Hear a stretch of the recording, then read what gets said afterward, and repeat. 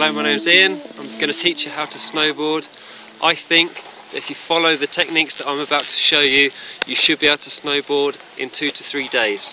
As I've already mentioned, your body position over the snowboard is vital for you to be able to learn how to do everything on a snowboard, especially when you start turning. Your weight needs to be in the right position, in that central position over the snowboard, slightly, remember, on your front foot, and hold your tray. That will keep your weight over the front foot by having that front hand over the nose of the snowboard. By doing that, when you start to do this and start to do turns, you understand it's all about your weight that actually engages the turn, that starts to make the turn for you. A lot of beginner snowboarders that I've seen trying to teach themselves, when they've got their back foot strapped in, they'll be making a turn and then they'll be dragging their back foot around to complete the turn. Number one, that's exhausting, but it's also very, very bad technique.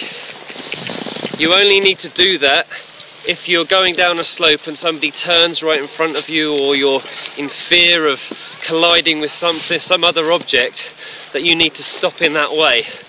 But you should always be able to control your turns just with your weight and how your weight position is on the snowboard.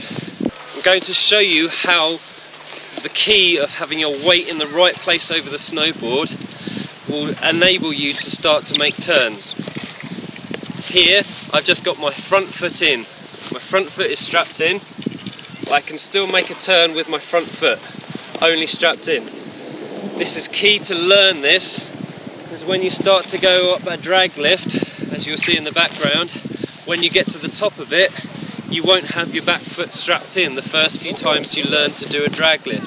So you need to be able to exit the drag lift, possibly because there might be a slope at the end of it, and you'll need to be able to put your foot onto your stomp pad and still be able to turn either to the right or to the left at the top of that. So my hands in this example are going to be down by the sides. I'm going to engage my toe edge so that I'm going in a straight line. So I've lifted my heel slightly, my toe edge is dug in, and I'm going to go in a straight line. What I'm going to do is going to go along straight, and then I'm simply going to turn my head. Turning of my head turns my shoulders, which turns my upper chest, which then in turn turns my legs. And that slight change in body movement on the snowboard will turn the snowboard.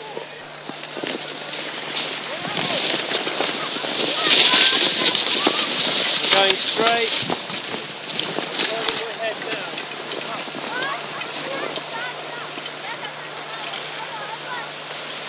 I would recommend that you try that little exercise 2 or 3 times until you can really see how it actually, just the turning of your head. Don't do this or this if you're right foot forwards, because you'll obviously be turning the other way, but just with your head, do a simple head movement, and then you'll see how it will turn the front of the snowboard to the right or to the left. Once you've done that, and you've done it 2 or 3 times, I want you to try it the other direction. You may find when you're trying these exercises that the back of the snowboard will start to slide up and you'll feel out of control. That's okay, just come off your stomp pad, put it on the front and gain control again.